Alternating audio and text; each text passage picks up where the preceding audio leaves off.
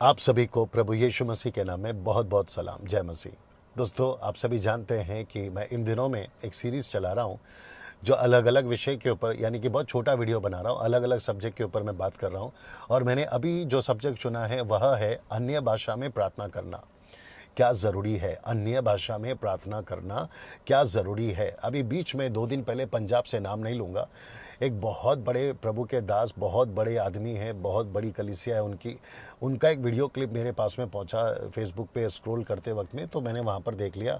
और वो बंदा, नाम नहीं लूँगा, आगे आप लोग समझदार हैं, वो बंदा कहता है अन्य भाषा में प्रार्थना करने के फ़ायदे, अन्य भाषा में प्रार्थना करने से क्या क्या फ़ायदा होता है। शैतान को कन्फ्यूज़ करते हैं और शैतान जो है उससे डर जाता है, XYZ ना। सबसे पहले मैं वापस कह दूं कि अगर आप मेरे चैनल में पहली बार जुड़े हैं, आप फर्स्ट टाइम मुझे देख रहे हैं और आपने अभी तक सब्सक्राइब नहीं किया है, तो जल्दी से सब्सक्राइब कर लें, क्योंकि ऐसे बहुत सारे टॉपिक के ऊपर मैं बात करते रहता हूं और करने वाला हूं, ताकि उसकी जो मैसेज है वो आप तक पहुंच सके। अगर आपने लाल बेल नहीं दबाया तो उसको दबा लें। और साथ ही साथ ये भी याद दिला दूँ कि डैनियल राज यूट्यूब से पैसे नहीं कमाता, और इसका प्रमाण है कि मेरे चैनल पर मेरे वीडियो को जैसे ही आप ओपन करोगे आपको किसी प्रकार का ऐड नहीं मिलेगा, किसी भी का, ठीक है ना।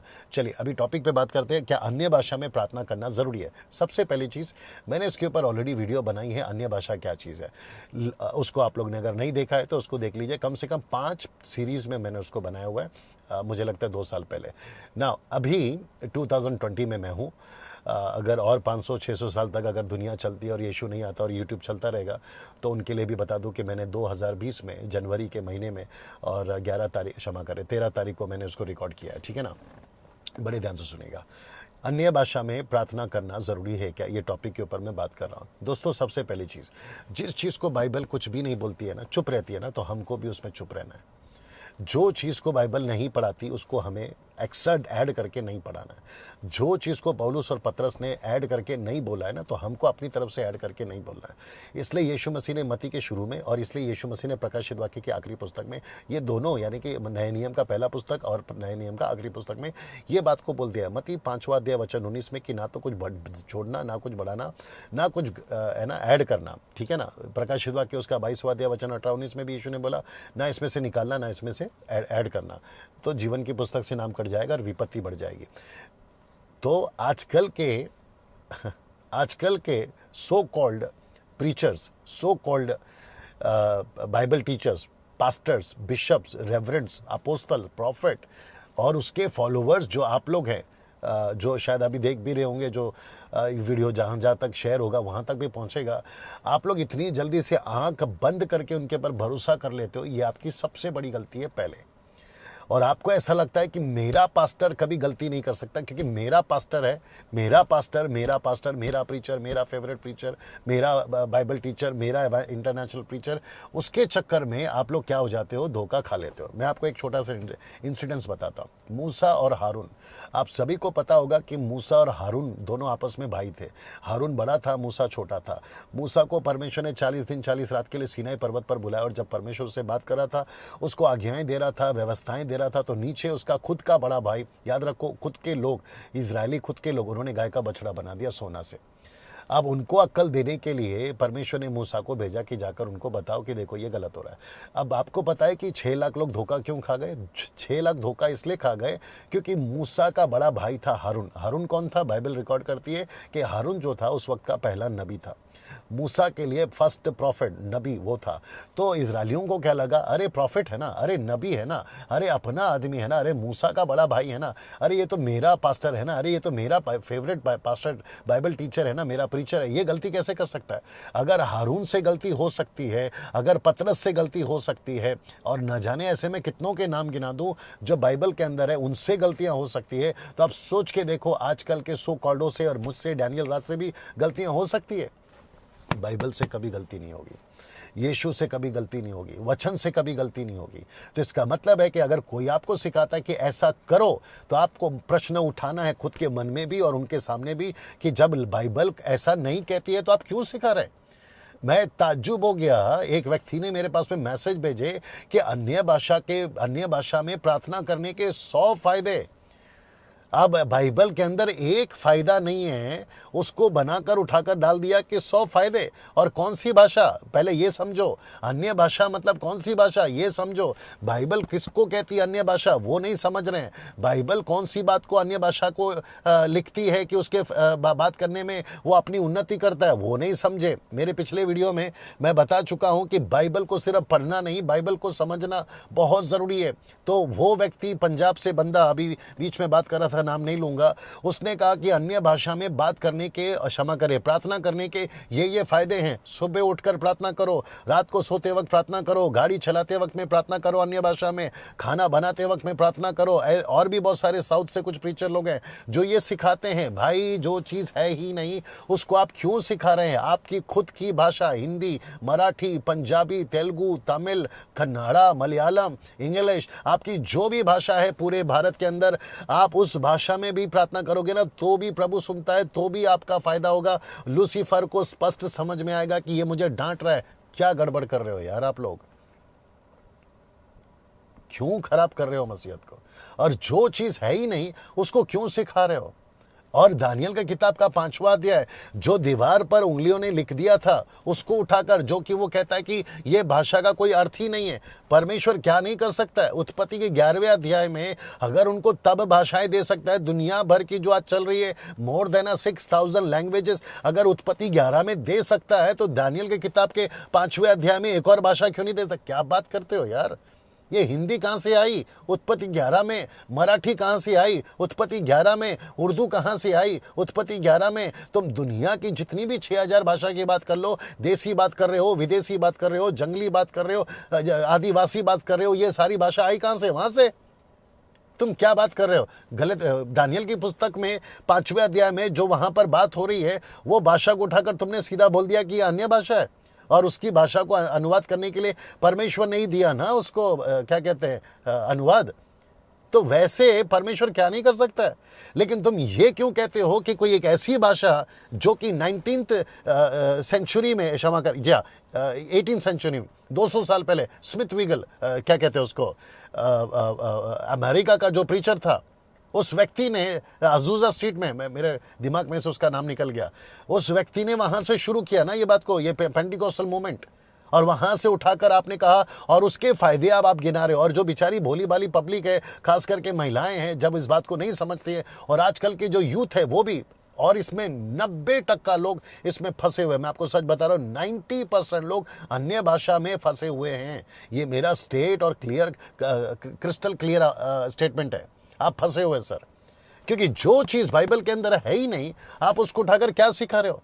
अगर आप मुझे पूछोगे तो 3 जगह पे घटना घटी है शुरुआत के दिनों में प्रेरितों की किताब में, 3 जगह पे। एक है प्रेरितों की किताब 2रा अध्याय, दूसरा है प्रेरितों की किताब 10वां अध्याय, तीसरा है प्रेरितों की किताब 19वां अध्याय। 2 पतरस के द्वारा हुआ, एक पौलुस के द्वारा हुआ। और ये तीनों जगह पे जब जब भाषाएं ने बात करी, मैं वापस कहता वो अन्य भाषा नहीं था, वो अनेक भाषा था। आप बाइबल को ठीक से पढ़िए, वहां पर एक वचन नहीं है, बहुवचन है। वहां पर भाषाओं को बात किया गया तो सबसे पहला बात किया गया तो लोगों ने कहा ये हमारी मातृभाषा है। अगर कॉर्नेलियस ने बात किया तो उसका अनुवाद वहां पर हुआ, इसलिए तो लोगों ने कहा कि ये भविष्यवाणियां कर रहे हैं, परमेश्वर के बड़े बड़े कामों की चर्चा कर रहे हैं। ये कैसे पता चला लिखने वाले को?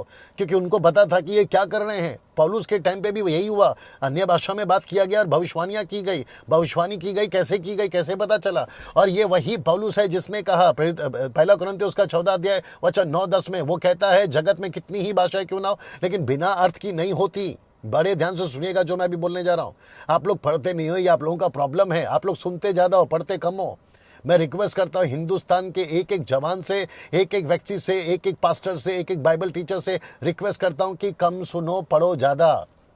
पढ़ो पहले, आप क्या सुनते हो वो ठीक है, लेकिन साथ ही साथ पढ़ो। इवन मैं जब प्रचार कर रहा हूँ, आप जब मुझे सुन रहे हो तो साथ ही साथ में चेक करो, रीचेक करो, परखो, पढ़ो। पहला कुरिन्थियों 14 का 22 में क्या लिखा है मालूम है?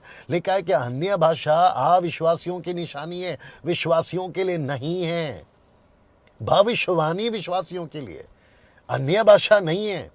और पौलुस कहता है मैं 10,000 शब्द भाषाओं में बात कर सकता हूं, लेकिन बुद्धि से 5 बात करता। बुद्धि से क्यों बोला उसने? बुद्धि से इसका मतलब क्या है? आत्मा से गाऊंगा और आत्मा से प्रार्थना करूंगा, बुद्धि से भी प्रार्थना करूंगा। ये उसने क्यों कहा? क्योंकि वो जानता था कि आत्मा से जो मिलता है उसको बुद्धि से क्यों कनेक्ट किया। सोच के देखिए आप।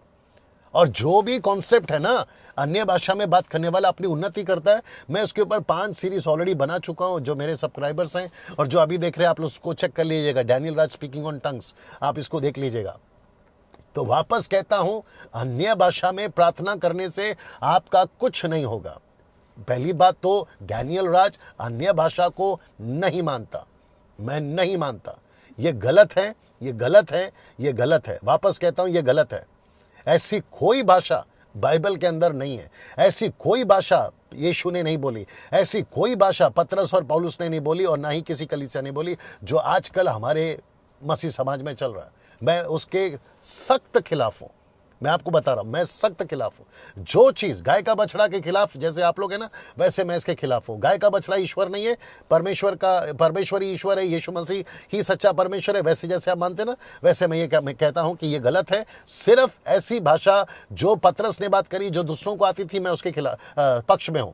यस, ये भाषा हुई है। और बाइबल ये भी कहती है, पहला कुरिन्थियों उसका 13वां अध्याय वचन 10, 11, 12 अगर आप पढ़ोगे तो वहां पर 9 से पढ़ोगे, लिखा है भविष्यवाणियां खत्म हो जाएंगी। इंग्लिश में लिखा है the prophecy will be cease, tongues will be cease. Cease का मतलब है रुक जाएगा, नहीं आएगा। ऊपर से क्यों आता था? क्योंकि तभी नहीं था ना टेक्नोलॉजी, तभी नहीं थी ना इतने स्कूल कॉलेजेस और इतनी सारी इंफॉर्मेशन, तभी जरूरत थी। लेकिन अभी जरूरत नहीं है। हम सबके पास में इंटरप्रेट है। अगर इंग्लिश में कोई बात करेगा तो हिंदी इंटरप्रेट है, तमिल तेलुगु में बात करेगा तो उसका हिंदी इंटरप्रेट है। हमको नहीं चाहिए किसी प्रकार का, क्योंकि परमेश्वर ने उस वक्त में नहीं था इसलिए दिया गया था। बुद्धि का इस्तेमाल करिए ना। एक और ऐड कर रहा हूँ, आज अगर आप प्लेट लेकर खड़े रहोगे ना, जंगल में जाकर के मन्ना गिरेगा, तो आपकी नॉलेज के लिए बता दे, नहीं गिरेगा। वो एक वक्त में गिरता था, अब नहीं गिरेगा। वो बंद हो गया, वो सीज हो गया। आप जैसे जाते थे ना ओल्ड टेस्टमेंट में, आर्क के अंदर, वहां परमेश्वर की उपस्थिति आती थी। सुलेमान के भवन में उपस्थिति आती थी। अदन के बगीचे में उपस्थिति आती थी, जो अभी इराक में है। आपको वहां पर आप जाकर बोलोगे ना, प्रभु तेरी उपस्थिति है, ये मूर्खता हो जाएगी, नहीं आएगी। पता है क्यों? क्योंकि परमेश्वर की उपस्थिति आपके अंदर है, परमेश्वर आपके अंदर है। तो बाहर क्या ढूंढ रहे हो मेरे भाई? और आपको ऐसी भाषा में बात ही क्यों करना जो आपको खुद को नहीं समझ में आ रही है?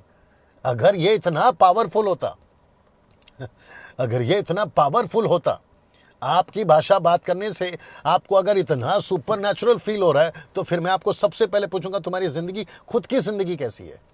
इतना झूठ क्यों है? इतना पाप क्यों है? इतना फरेब क्यों है?